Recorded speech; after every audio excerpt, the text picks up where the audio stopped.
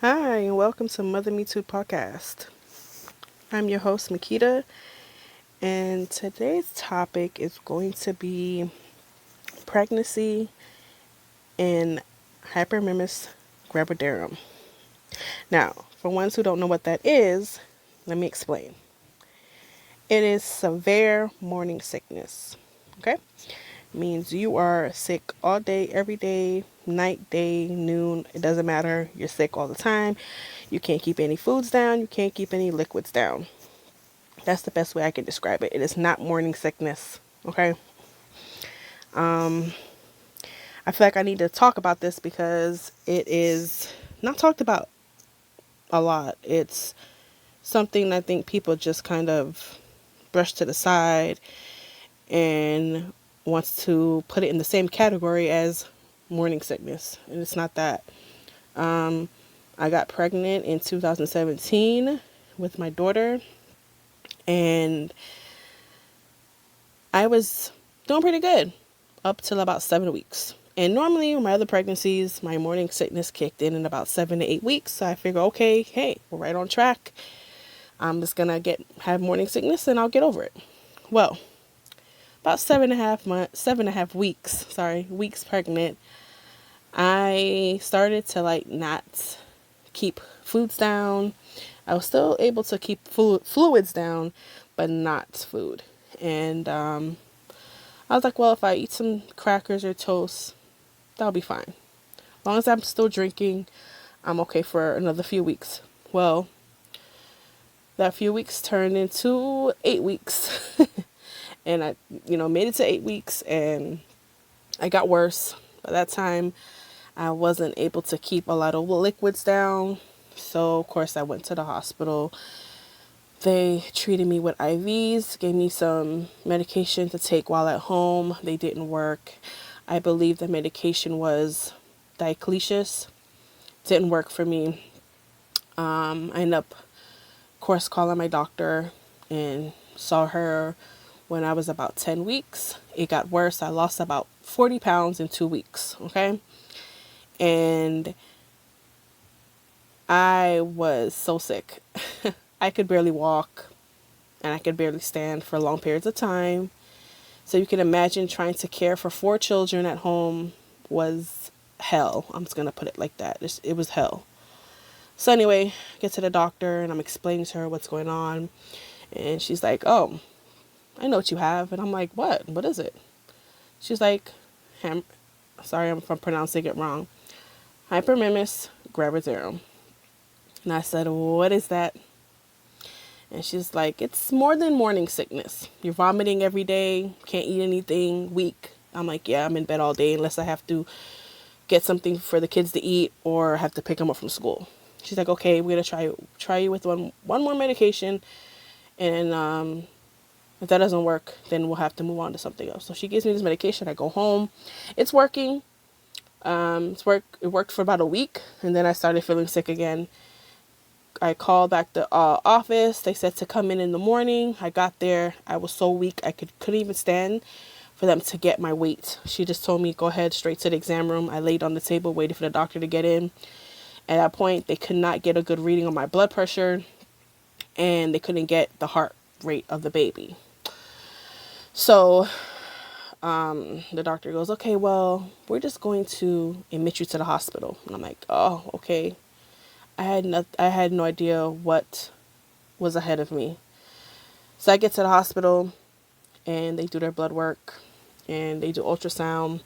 At this point, I'm waiting in triage for a room, and I was waiting in triage for I want to say 4 hours or more. Finally, my doctor comes in, and she's like, I just came to check on you. And I've known this doctor for, oh my God, 3 of my pregnancies. So I know her pretty well. So she gets there, and she's going over my blood work, and she's like, wow. And I'm like, what's wrong? And she's like, your potassium is low, your calcium is low, your iron is low, your liver is starting to shut down. And I'm just like, what? I felt so bad. So of course, I'm in the hospital for about 5 days. And at that point, I have to be on the Zofran pump before I leave the hospital. So my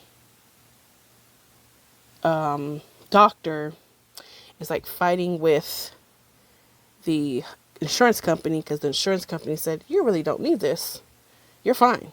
And my doctor is like going back and forth. Yes, you need it. You need it. Finally, I get the medication and I get home. And I had a nurse aide that came to hook up everything. And they would be coming in every 3 days to change out my needle and my pump and my pump and all that stuff. So I was doing pretty well. I was functioning, getting through the pregnancy. And I was on the Zofran pump for about 8 or 10 weeks. And I finally got off. I was so nervous. I was already traumatized of what I'd been through, and I didn't want to go through that again. And luckily, I did not experience HG throughout the whole pregnancy. But I did go through morning sickness towards the end. Again, I was just really sick. I could eat, but it was tolerable. I could tolerate it, but I just could not eat certain things and all that stuff. I was just so uncomfortable. And I had to share that story because while I was going through it, I couldn't find stories about it of other women, especially Black women, going through it. And I believe it needs more awareness. So this is why I shared my story. Now, when you look up HG, it gives you information, but you can't find any personal stories. I looked to YouTube and couldn't really find much stories on HG. So I made it my mission where I'm going to talk about my experience and what I had to deal with. Because when you have HG, you go through a ball of emotions. You feel like you're alone.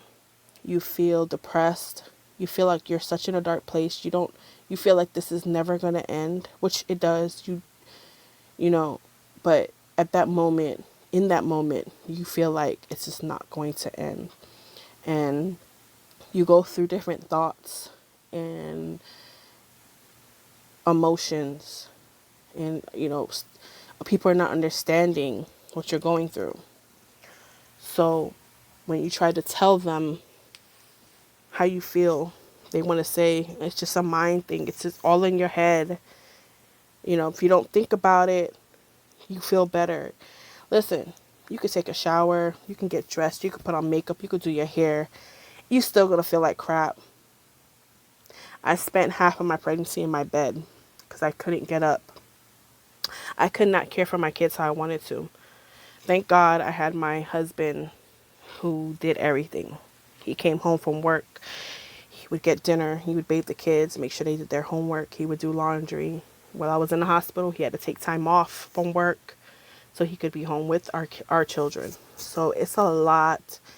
And people don't realize that. They think it's just regular morning sickness. And it's not that. It is not that, So this is just like a little introduction of it all. I will definitely do a part 2 to this to get really into it and more of my experience with it and my experience with the Zofran pump and, go into my birthing story and all that good stuff that goes along with pregnancy. But I just wanted to get this out from now that Hyperemesis Gravidarum is real. It's not in your head. Don't let anyone downplay that and tell you it's in your head. It's not. Okay, guys?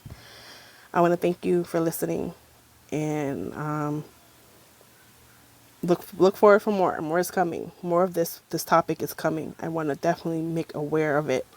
If you have questions or something you want me to speak on, you can always email me, and I'll leave that in the description box. And also you can send me a message on Instagram, and I'll also leave that in the description box. You guys be blessed and have a great day.